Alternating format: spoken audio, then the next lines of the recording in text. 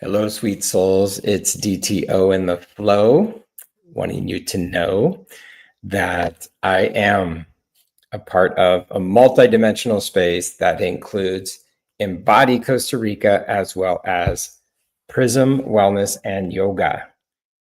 And today I have an incredible guest. And before I bring on Karla Hollan, you can see the scrolling ticker up above here. She is in the waiting room. I always take care of my guests in the green room. They got plenty to drink. Make sure you stay hydrated, everyone. Muy importante. So I am DTO. I'm an award-winning producer and the co-visionary of Embody Costa Rica. This is our beautiful wellness and retreat center that Emily and I, once upon a time in 2020, we came to Costa Rica and we had this vision of bringing communities together, having connection. This is a beautiful image of a women's retreat. And this is the yoga space, our shala, that we built, as I like to say, while everyone was watching Tiger King and making sourdough bread, we were building a wellness and retreat center. And so I am underneath the yoga shala. I'll give you a little behind the scenes, BTS as the kids call it. And what I love about the lifestyle of being in a space of creativity, wellness, as well as community is that sometimes if you build something, they will come. So Himalaya woke up one morning and told me she had the vision of building a labyrinth. And the labyrinth apparently is the bat signal for Karla because she got to drive by our property. We didn't know each other, saw this labyrinth on our land and said to herself, I'm going to go to that labyrinth and she'll tell us the rest of the story. But that's how we connected. So without further ado, I will bring on my guest, Karla Hollan. How are you? Nice to see you. Thank you for having me today, DTO. This is such a pleasure. It's good. I miss you guys so much. I miss being there. So many great memories. And of course, when you're here and you teach yoga, this is a great photo at our retreat center. You just add so many phenomenal good energies. And that's one thing I love about who we are. As I said at the intro, we're these multidimensional beings. You offer aerial yoga. You have so many other layers of who you are in the world. And that's why this 5Q interview was established for us to start off with our first and most important part is how did it all begin, right? So let's go into it. Origin story. So once upon a time, there was a little girl, and this is our visual. Yes. So how did it So, all begin? my father was quite the mentor to a lot of families and teenagers, struggling teenagers. And he was coaching and teaching and always being positive, forward momentum in what he offered. And I saw that and I knew that that was going to be my path. He also became ill. And I watched a lot of struggle with illness in the family. And I knew I had to either be in medicine somehow or some type of wellness that was bringing health and maybe even more proactive health into families.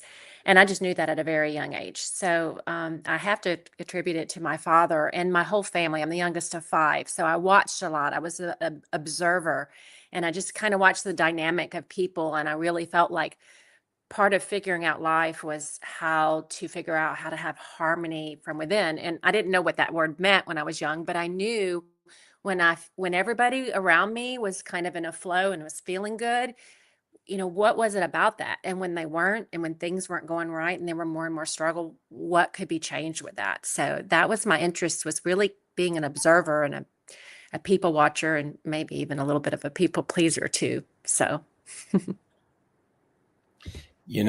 That's the beauty of growing up, right? We get to see right, like how our families operate. That's our first example. right. And the dynamics in the household. And I love this image because you get to have that memory of how your father was here in this serving energy, right? And I'm here in Right. this serving energy. And we're all here in some way, I feel, to serve, right? Because we're all, as I like to call us, we're all nameless energy. So how did this happen? Let's talk about this, the catwalk. Right. Right. So I started modeling at a young age, and it was actually a finishing school. So it really taught me how to be in front of people and how to work with what you had, just the element of being in front of the camera, or the element of how to talk with people or just relax yourself in a setting so that you could present and give your best. So it was modeling. And then I started teaching at that modeling school. So that was my original teaching experience, which was crazy because I was young teaching kids that were just like 3 years younger than me, but I looked so much older.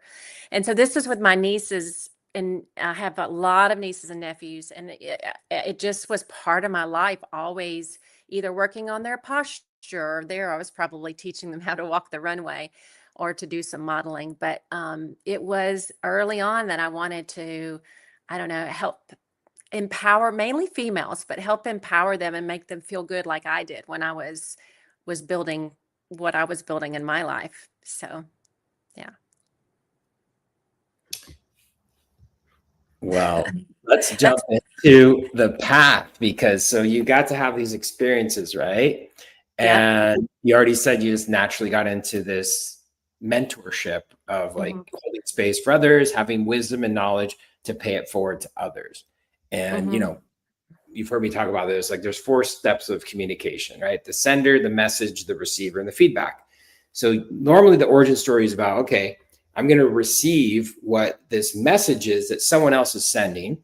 And then the feedback to your consciousness and your heart and your soul is usually, oh, I want to do that. Like when I first listened to music and I got into music, someone was like, I want to play the drums. I want to play the Mhm. piano. I want to like Mhm. do that. Right. So that's what's really lovely, because then the next phase of this 5Q interview gets into the path of the vision. So when did the vision come to life? Just like this bolt of the rainbow prism and behind us, there's this moment. Was it a slow, steady, like your father being there to support and community? Or did you just wake up one morning and be like, this is me, this is what I'm going to choose to do, and you're going to get into these healing modalities for the world? So, I think sometimes struggles in life or moves, when you take a move somewhere, or you're changing your life altogether. I moved to Florida in 1997, and that was a time that was kind of crazy. I was changing everything, the type of work I was doing, and I met an 84-year-old lady that taught yoga. And that was there was no yoga studios. If you even got to do yoga, it would be maybe at a chiropractic center, but most of the time it wasn't really accepted. I even had family members that were kind of appalled, and they thought I was in some kind of crazy cult. But Ruth Gill was her name, and she was in her 80s. And I couldn't believe this woman and what she could do. And it wasn't really about stretching as much as what she could do there, but just she was so sharp and she had such wisdom. And I remember her always telling me, you're going to take this off the mat and you're going to bring it in your life. And I didn't really understand what she was meaning, like take what the asana, the exercise, the pose off the mat. But the more I went, and I realized she was taking my type A, really driven self and really helping mold me into a place where I loved who I was and was able to kind of work from there, a place of inner peace. That was the true yoga that she was giving me. And so I learned from her, and then I started noticing in my body things that were different than just being a runner. And I thought, this is really cool, this yoga stuff. So I said, I've got to study this. But back then, again, you couldn't really earn that much money from it. So during studying it, because we had a great yoga association in St. Pete, it was called the Suncoast Yoga Teachers Association. It's still around to some degree, but we had Rodney Yee and a lot of, back in the day, the the originals, the OGs that would come into our place and give us the limbs of yoga, really teach us and steep us in the knowledge of living yoga, not just the asana. So I was able to do that for many, many years here in St. Pete, and to teach and to keep taking yoga off my mat from Ruth Gill. And I hurt myself doing it. I hurt my neck, and that's how I ended up being in physical therapy, because I ended up in a PT office trying to fix what happened in my yoga class. And that's when I had the aha moment. How can I bridge all this good yoga stuff and bridge it with science and what could be accepted at that time. And remember, that was kind of a long time ago. That was almost 3 decades ago. So, Mm, wow. yeah. Yes.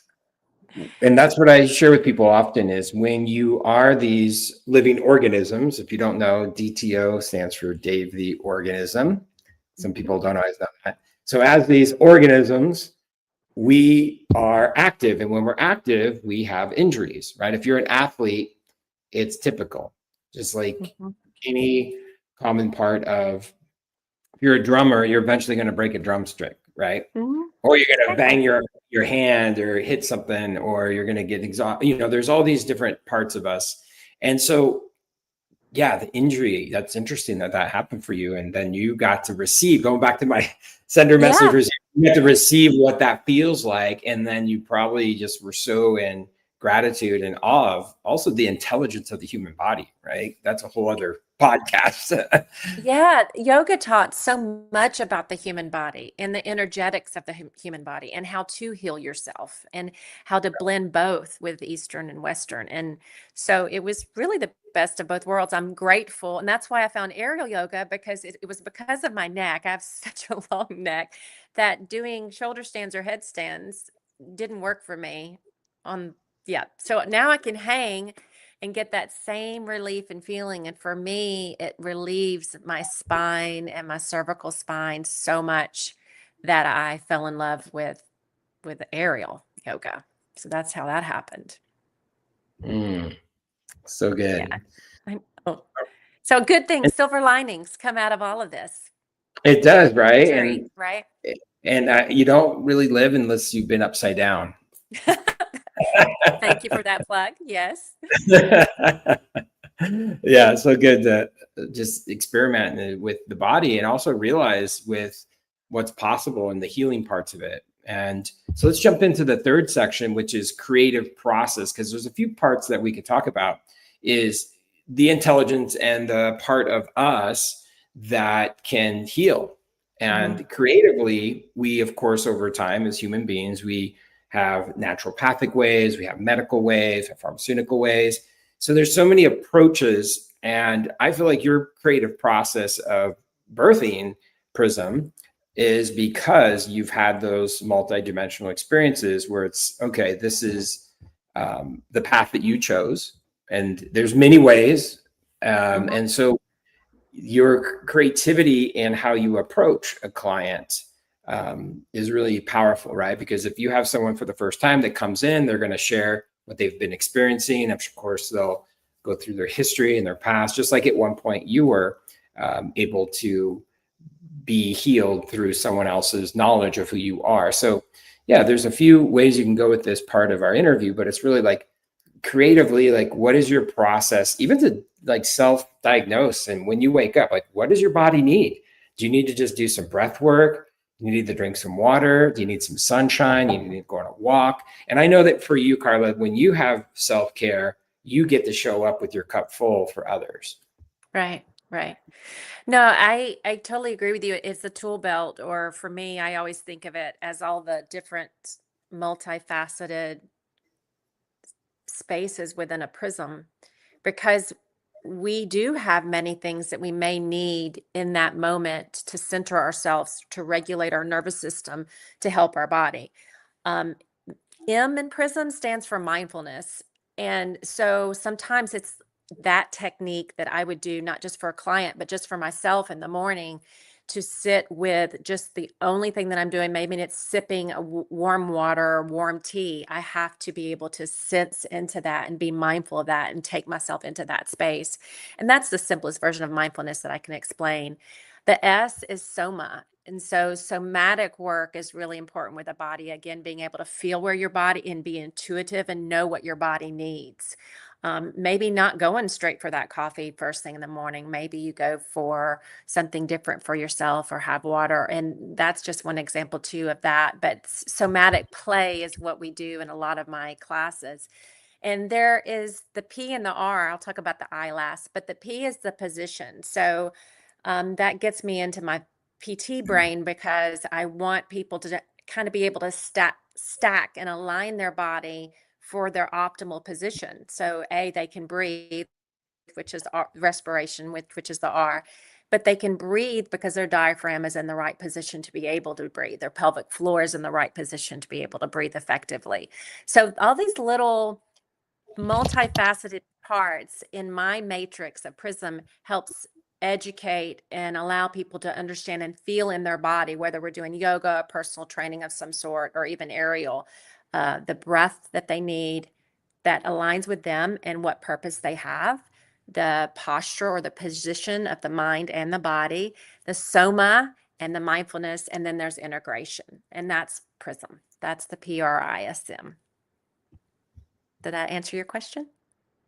Absolutely. And I love how that acronym came about with PRISM, because that's the creative process. It's really, Yeah. how do you have these pillars that support people in their overall health and wellness? And I love that you have this holistic hybrid approach of all these worldly experiences, this ancient practice from Mother India, and how we can combine it with our own North American approaches as well. So I love that creative process that you hold for people.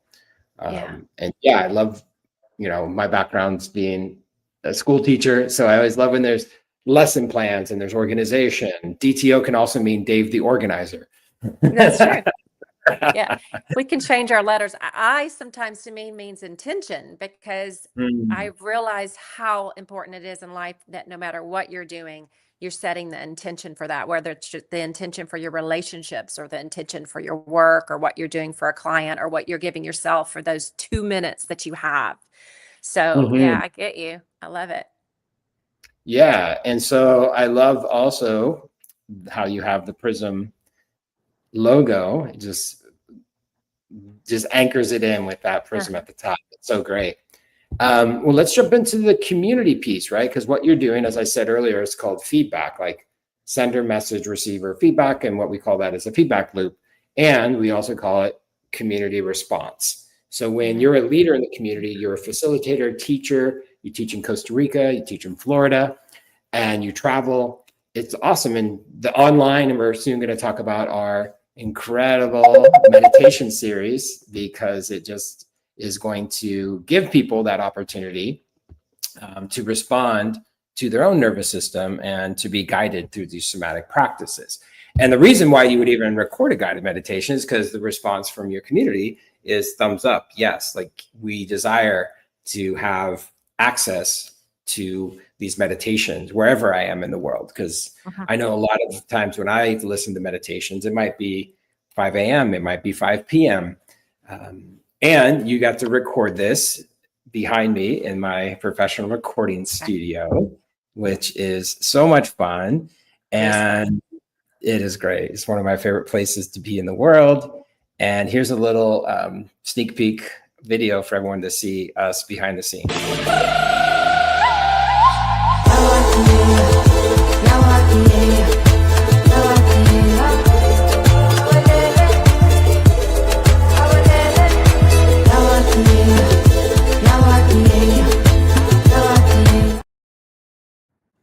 I forgot about that. That's great. Yeah. So much fun. Okay, so starting this segment of the podcast off with community response. So there are so many different people that you have taught and guided, and throughout the years, there are people that have said, what have they shared with you? Because for me, I'll share with you, wow, like when I first did aerial yoga and I got to have my body in different positions and go upside down, just this bliss and this peace that came to me. I just felt so connected and so present to myself. So there's your first blessimonial. I will. I'll talk about aerial first, because it's a misconception that we're doing so much circus movements, because mostly my background being therapeutic. I just want you to be able to feel the hug of the fabric, and I want your upper traps and all the things that are tight in the body to release. So my job is to help you get so relaxed and in flow with the fabric and be able to work with it easily that it'll work for you. And so I have heard from my community, wow, I can't believe, I thought it was so different than this. I had no idea how this would feel. I had no idea how open my hips feel and how it just really opened my heart. And that last bit where we're laying in the fabric and all cocooned in, I mean, it was almost like, being in the womb, I've heard, or, it makes them feel like a hug, like they're nurtured. And especially if it's a pretty nice size relaxation or shavasana. So I love being able to give that to people. Number one, the kind of the shock that their body responds so well with those oscillations and the flow of the fabric. And the second thing is it's empowering.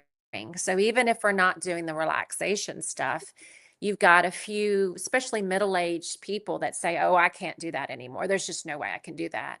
And if you can give them just simple instruction and little by little get them there, it's not for too long when they feel that release of the spine, or they're able to do things balancing that they never thought they could do, or even a little bit of climbing in the fabric. It's not just adrenaline, but it is something that lifts their spirit and empowers them and lets them know they're not done yet. They can still do some pretty fabulous things with their body and their mental capacity. So I like empowering people. It makes me very happy. And I hear that from people. So that's the aerial.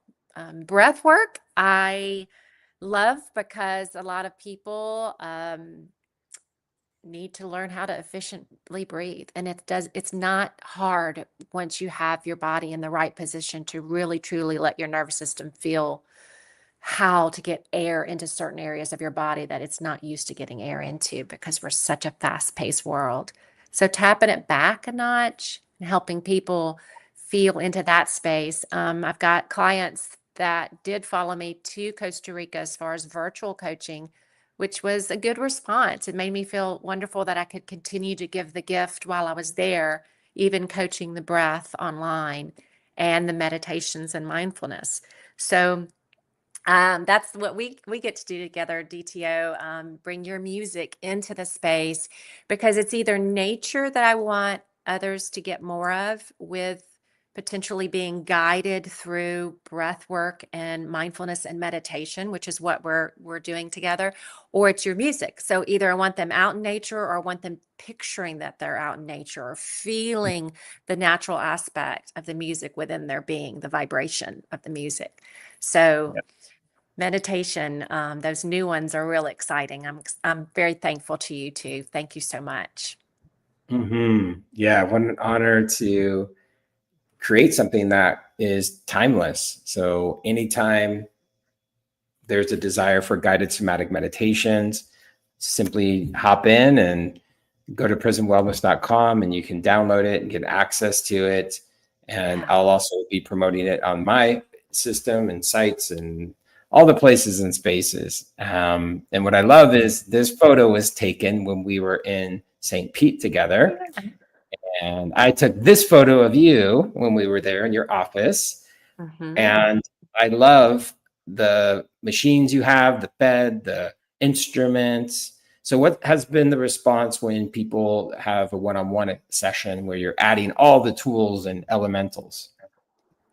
Yeah, I had to have an attorney meet me here for some paperwork at one point in time, and he even said, "Gosh, there's something about this place. It makes me just want to rest." And exactly, good, because it is an energetic space to bring the body into more of alignment. And that's where we can get into some of the integration piece of Prism.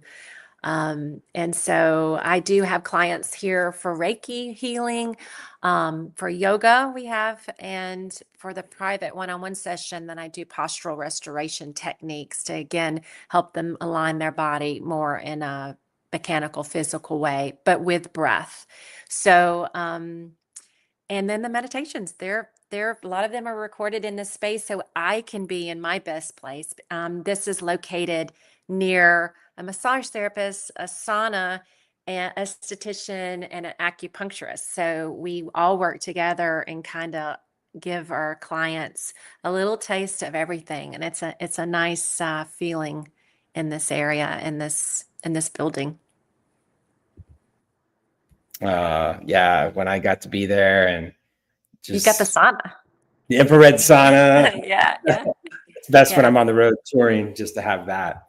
Oh, that's extraordinary, the community response. I do want to bring up a photo so Oh, you can make a little time warp with me and explain who is here and how this was an important moment of your life. yeah, I studied with a lot of the greats, but this is Rodney Yee, and he really brought yoga, the Iyengar tradition anyway, um, into the mainstream with his videos and with his traveling all over the United States. He obviously studied under BKS Iyengar, but he was able to kind of make it a little bit more palatable for most all of us 30 years ago. Harris Linder is another friend. She's on the end, and it was just back in that day, we didn't have phones on us all the time or cameras. So I was really shocked to find this picture from 1997. So that was fun for me to find that picture for you. Mm. Yeah, And that's what it is. It's community, it's connection, it's being the student, the oh teacher, yeah, both all the time. It's a really all the beautiful time. journey when you start to unlock that, right? Like, hey, I can learn every day. It's the Uh, curiosity. If you can stay curious and always be the student, you're in such a happier place, I think. mhm. Absolutely. Amazing. Well, let's jump into our final segment. It's been such a pleasure to connect. And what kind of closing words would you like to share? I guess I just want to share to slow down. And if you can just take the word pause and breathe into that pause moment, or take a soft inhale through your nose and exhale the word pause, spell it out in your mind. Um, that's the simplest thing because it's a reminder that it's so essential and it can be done anywhere and all throughout the day. I love that we put together different lengths of or different durations of meditation and mindfulness on the website, because if you're new at this and there's like a 3-minute time, you're so busy you don't have any time, there are meditations that I've offered that are 3 minutes long or 10 minutes long. Some are 17, some are 20, 30 minutes, but they're all at different ranges just to give you a reset. Some of them are where you don't even have your eyes closed. Some of them you're trying to be completely still. Some of them are somatic, where you move a bit so that your body, if you're not used to being still, your body is okay with movement. So there's a plethora of things to choose from, and I just offer that up. I hope it's a gift to the world, because I know we all need to be utilizing these types of practices right now to really center and regulate our systems, our nervous systems. So it's an honor. Mm, grateful for you. Grateful for all you're creating. And as you can see, everyone, if you go to prismwellnessandyoga.com, you get access to the classes, the teachings, the guided meditation series that we're launching. And this is the one that's available, as well as finding out anything and everything about what PRISM represents. And you can also click through the website to read what the acronym stands for, as Karla was sharing with you today. And anytime you want to come to Costa Rica, we have add-on options for Karla. And if she's here, she'll do a one-on-one with you. And really, as you were sharing earlier, it's about the pause. So I have an example of that pause. Oh my goodness. Oh, and the sloth bear. Oh, that's great. Yes. Slathi, that's our mascot at Embody Costa Yes. Rica, lives right inside our beautiful yogashala, right on the couches. This Yes, is that this was is a pause. yeah, that was definitely the sloth pause, we'll call it. Yes. Yes. And so, in addition to the website that everyone can see above, we also invite you to go to Instagram if you are on the gram, as the kids call it. Go check out Karla_Hollan, and there's lots of inspirational posts. And sometimes it's like my life. It's like, where in the world is Karla? Where in the world is Yeah, for so, sure. absolutely. Thank you for your energy. Thank you for seeing our labyrinth once upon a time at Embody and walking onto the land and It's introducing magic. yourself. Absolutely. This is like one of the most organic ways you can meet a human being. Central America in the Central Valley at Embody, Costa Rica, in a small town called Atenas. We have a labyrinth, and it just all came together, and so amazing. Amazing. All right. Amazing. Thank you Thank you, Karla. so Appreciate much. you. Thanks, everyone out there. Pura vida. Bye-bye. Bye-bye. Pura vida.